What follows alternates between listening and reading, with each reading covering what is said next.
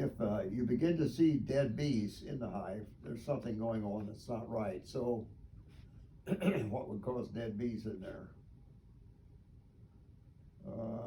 It could be some disease that you have to.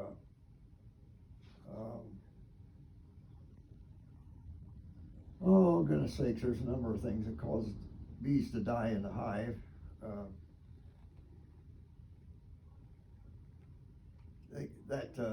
How do you tell if they have mites?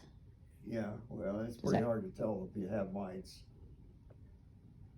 The hive just gets weaker and weaker usually, and if you look in your hive, it doesn't look like it has normal population. The way you can tell if the population of hive, when you open up a hive and look at the top bars, if there's bees on the top bar of every frame in that 10 frames, then you've got a strong hive.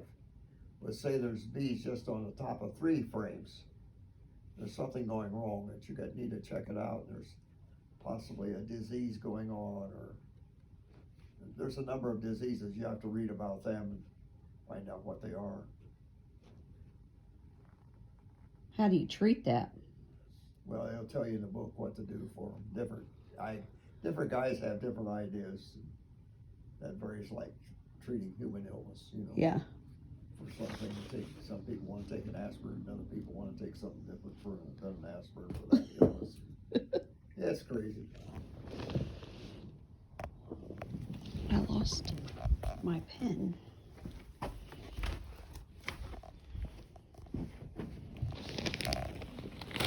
All right. How do you winterize bees? There's several ways of doing it. Sometimes they put thin styrofoam on top of the hive, right under the lid. And that styrofoam holds the heat in. Sometimes they wrap a hive with black tar paper, but leave a hole where the bees come and go, because they'll be coming and going every warm day through the winter. They got to get out to empty out. The bees don't like to defecate in the hive, so they'll fly out to defecate if it's a warm day. Okay. If not, they'll do it in the hive, and it gets to be pretty messy in there. And then in the spring, they've got to clean that out before they start making honey again. Well, you got a clean house before you can make honey. That's right. Not a good thing. That's not what propolis is it? No.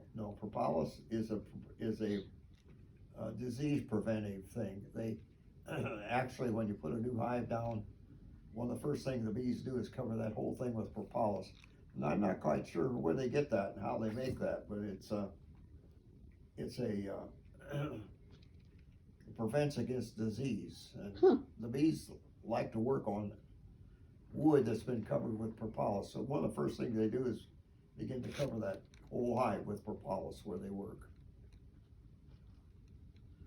And that's what I take for that joint pain. Yeah. Yeah. Makes sense. Yeah. Okay, so you wrap it, you styrofoam it, maybe. Yeah. And try to place them in a place where the cold winds do not hit.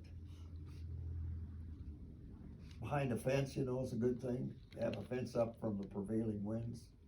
Helps a lot. Like if you're in an open field, set up, you could set up, pallets with iron posts, set up pallets and put paper over it, and that keep the wind from hitting them solid. Okay. From the prevailing, like today we got a northwest wind. If the wind comes mainly from the northwest, then that's a sight. You put the fence on. Would it be good to set them in like a little lean-to thing? What, the hive? Yeah, you want to open so they get in and out. What do you mean, set the hive inside a wind tube? Lean-to, like a wall with a little roof that would keep all the... Yeah, lean-to, right.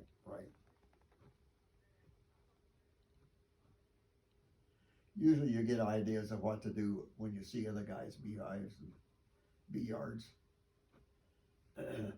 I learned a lot from being around the other beekeepers. Some of them have good tactics and others are kind of stupid. When do you feed them sugar water? When there's no pollen. And it's still a time there should be, like you get a drought.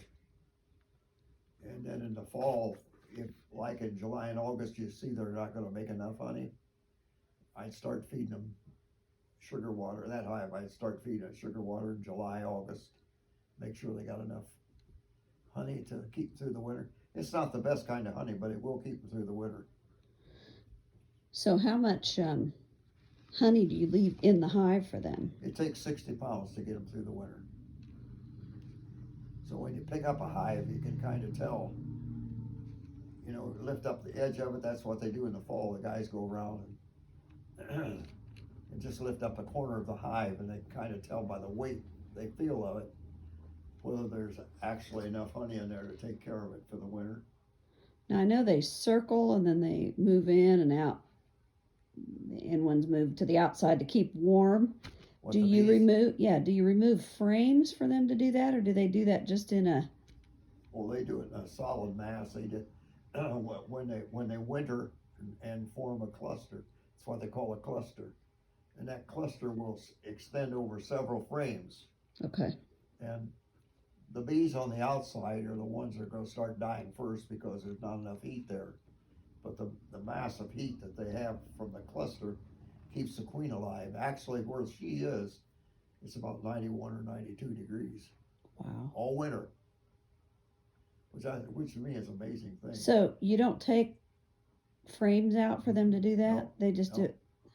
They just make it, they'll fill up this space and then another space. And there may be 4 or 5 frames wide. That's where the cluster is. And of course, the ones on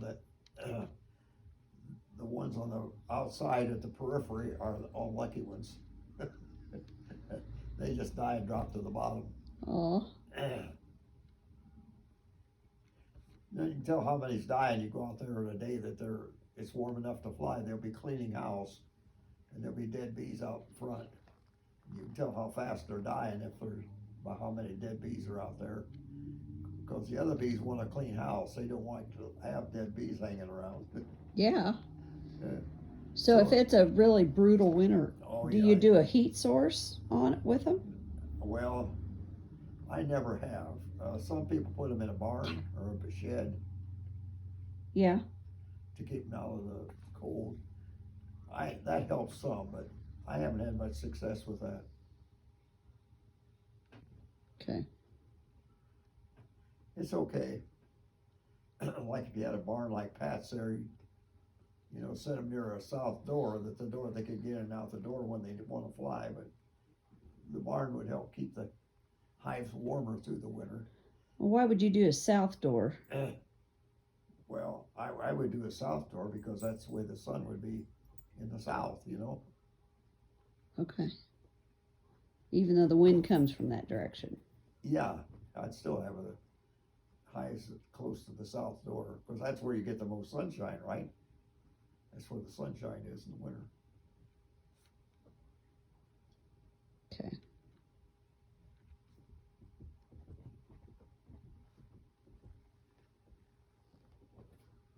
Interesting.